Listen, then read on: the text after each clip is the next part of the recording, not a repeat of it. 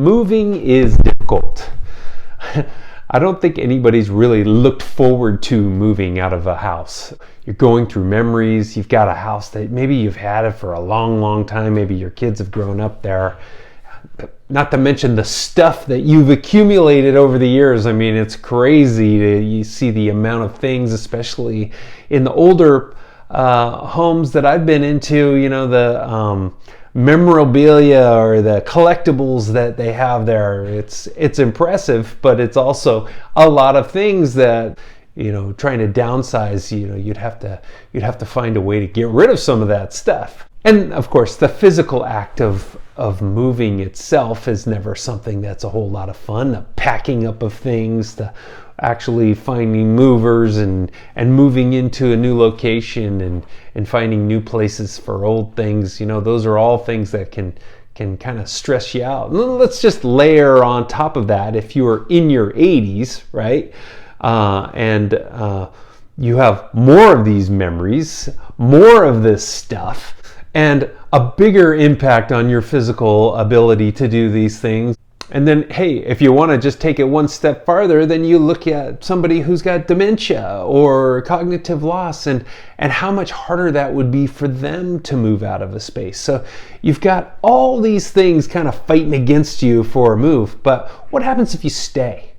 When you stay in a place that you're not receiving the right amount of care for, that you're not receiving the right amount of convenience. Maybe you're on a 2-story house and you can't quite make it up those stairs anymore.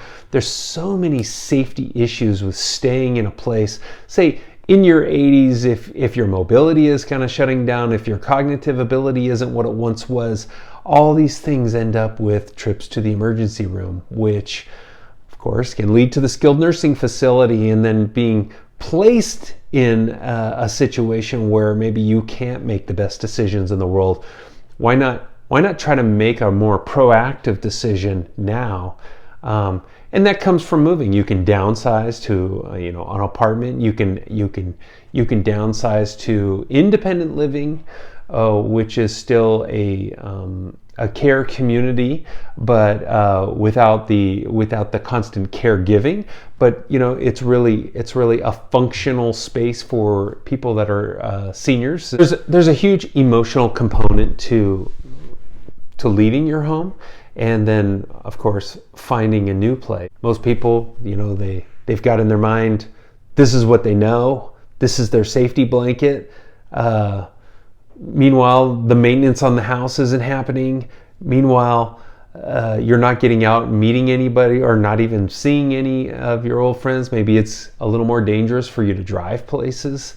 You're really restricting the amount of driving that you're doing, if you're doing any driving at all. And there's a comfort level of being home, but you're also you're either paying a lot of money for caregivers and staying at home, or you're looking for help from neighbors and family members. So all these pieces really do have an effect on somebody's independence, even though they're thinking, well, I live at home, so I'm more independent. But if you're depending on all these people and really asking a lot from these people, how independent are you? And that's the question that I would pose to a parent that is maybe struggling and they're in their 80s, is how independent are they? And does it make sense for them to stay at home, to continue spending money on care?